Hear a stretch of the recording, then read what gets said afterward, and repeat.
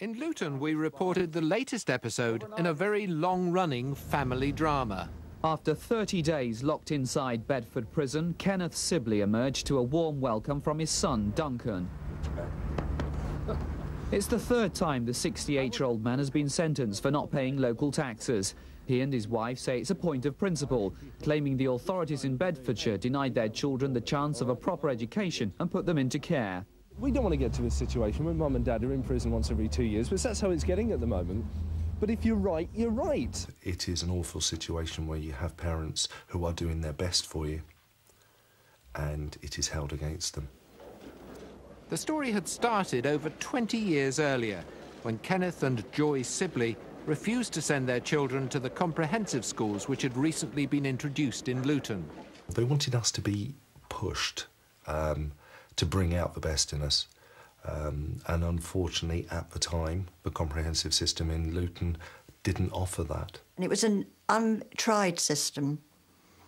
And we mentioned at the time that we would not allow our children to be guinea pigs for a new system. Duncan's parents wanted to educate him and his sisters at home instead, but the council said they couldn't. A battle ensued which resulted in all three children spending time in care. But as the BBC discovered, Mr. Sibley still wasn't prepared to compromise. Why have you carried on this fight so stubbornly for so long? Oh, it is a matter of principle with us. It's entirely a matter of principle. We are desperately concerned that our children have the best possible education. The dispute had already taken a heavy toll on the family.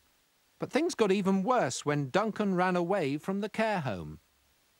It was decided that I was maladjusted, even though no report had ever been made on me to say that I was maladjusted. And as a result, I was put into a maladjusted school. It was a nightmare where the police cars were outside. They were coming into the house, going up the stairs, threatening Duncan if he didn't get out of the bed because he'd run away lots of times. It looked as though the nightmare might end when a benefactor stepped in to pay for the children to be educated privately. But the Sibleys still weren't satisfied. We wanted at least an apology from them for taking our children away from the school and also into care, especially into care. And the way they treated my son was outrageous. The Sibleys pursued their campaign for more than a decade. When they still hadn't received an apology, they stopped paying their local taxes. As a result, both parents spent several spells in prison.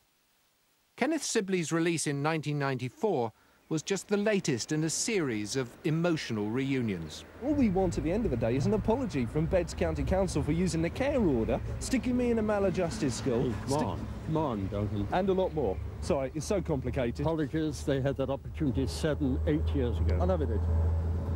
They won't do That's this, they're past. stubborn. That's past. They treated us with contempt. No one does that to the Sibleys. And I remember him rebuffing me and saying, no, situation's changed. And I remember thinking to myself, oh, God, I wish there was a hole around here which I could disappear into. But Dad very eloquently then went on to explain his feelings about being in prison and how he felt, which sort of caused that side to diminish, but I just remember that being a little bit embarrassing. With Kenneth back home, the council issued a statement saying they saw no reason to apologise, and their main concern had always been for the education of the children. That situation still hasn't changed, but with his father terminally ill, Duncan still isn't satisfied. You don't go fighting a 35-year battle if there isn't a grievance there. Because of the nature of the man that Dad is, it has eaten away at him. But each day that goes past, it's made them more determined to get a resolution to this. I just hope that resolution comes before my dad dies.